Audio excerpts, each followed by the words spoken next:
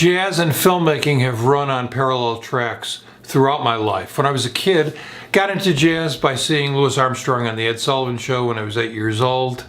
It was very exciting. I wanted to jump into the TV and become part of that world, which I later did when I got to New York. When I was a teenager, there was a renewed interest in foreign films, which kind of got me started into filmmaking. Francis Ford Coppola came to my hometown, spoke at a local seminar, got to meet him. That kind of made me realize that I too could become a filmmaker. I did. I went to NYU Film School, studied with Martin Scorsese, learned a lot about filmmaking. At the same time, I was hanging out in jazz clubs, of course. Got to know a lot of musicians. After I graduated film school, I worked on documentaries and industrials for a few years. But because of the relationships that I was building with musicians, I started writing about them. I sent in an article to Downbeat Magazine for a gentleman named Walter Bishop Jr., who's no longer with us, who turned out to be a very close friend of mine.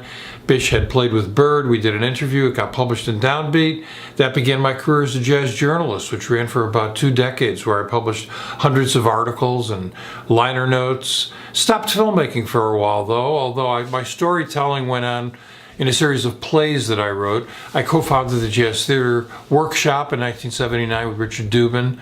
We produced an off-Broadway play called Bebop, which was a tremendous success. Worked on some other theater projects, including co-founding a theater company.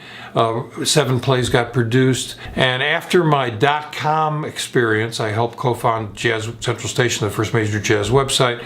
I ended up doing websites around 2000 and 2004. I returned to filmmaking because lowered cost of production with mini DV camcorders and also computer editing. I started producing videos for the musicians whose websites I was doing, including Joe Lovano and Billy Taylor and Sonny Rollins. That led to the initial postings on YouTube in March 2006, where I became the jazz video guy. And thanks to social media, I've been able to reach a global audience with my work.